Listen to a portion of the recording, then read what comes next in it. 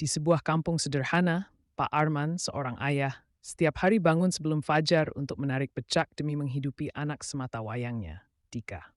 Meski tubuhnya sering pegal dan cuaca tak menentu, ia tak pernah absen bekerja. Baginya, setiap kayuhan becak adalah bentuk cinta. Pak Arman jarang berkata manis, tapi ia selalu ada.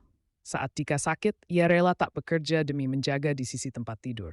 Saat Dika ingin sepatu baru untuk sekolah, Pak Arman menabung diam-diam meski harus mengurangi makan. Ia pulang dengan senyuman, membawa jajan sederhana, dan duduk di samping Dika mendengarkan cerita sekolah. Cintanya tak bersuara, tapi selalu terasa, dipeluhnya dalam doa malamnya dan dalam segala pengorbanan tanpa pamrih. Kasih sayang seorang ayah mungkin tak selalu terlihat, tapi ia nyata, kuat, dan abadi dalam setiap langkah anaknya.